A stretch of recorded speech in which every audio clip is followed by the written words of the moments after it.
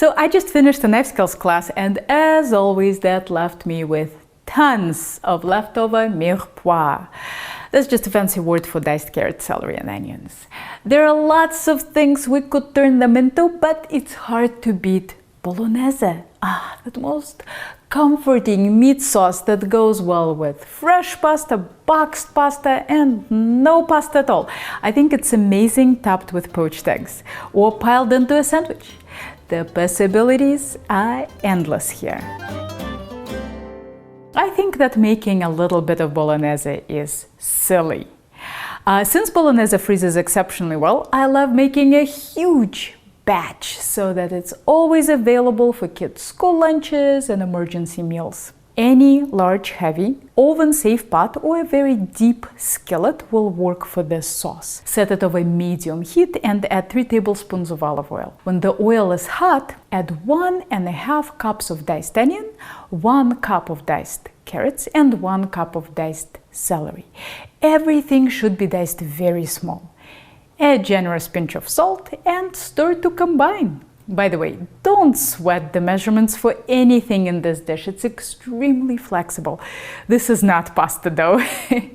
Cook the vegetables, stirring occasionally until the onions are translucent. You don't want the veggies to get crispy, but lightly golden is good. If the veggies start to brown before they get completely tender, turn down the heat.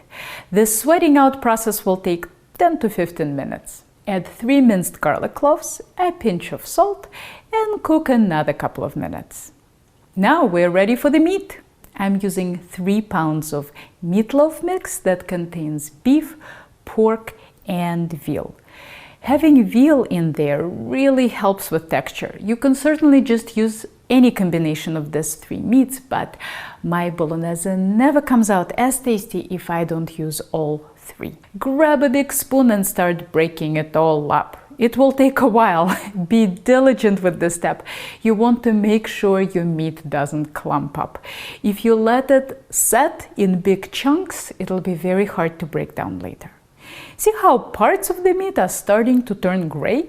Keep stirring and breaking up the meat until all the pink is gone and all the meat looks gray. This is probably the only time you'll hear me say this in any video. There, we've turned all our meat gray and it's time to season it.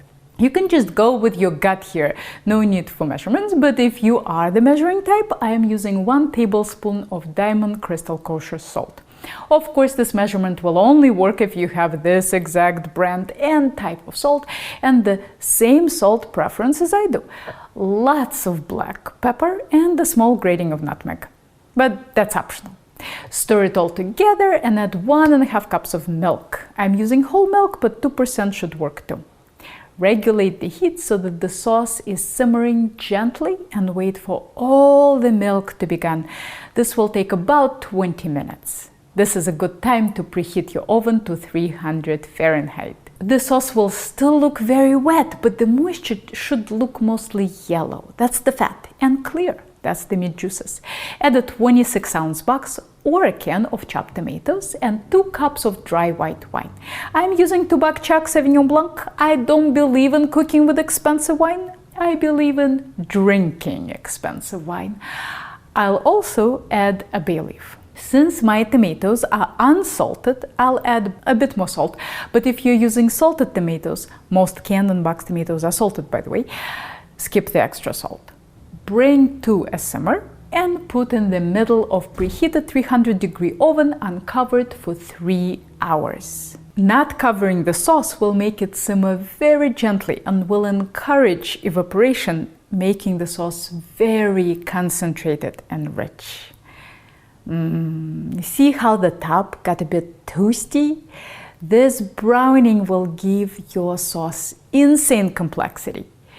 Give your sauce a stir and taste for salt. If you're not sure whether it needs more salt, separate a small portion into a bowl and play with that. You can serve it immediately, or you can store it in the fridge for up to 5 days or freeze it indefinitely. But why wait when I have some fabulous fresh pasta right here? Pasta and sauce need to become one, so I like to give them a very thorough toss in the skillet before plating. This is one ginormous umami bomb wrapped around the silkiest, chewiest noodles. Need I say more? Can I just stop talking now and eat? The fresh pasta video can be found right here. For more in-depth cooking tutorials, don't forget to subscribe to my channel, and if you're ever in the Boston area, maybe I'll see you in one of my classes.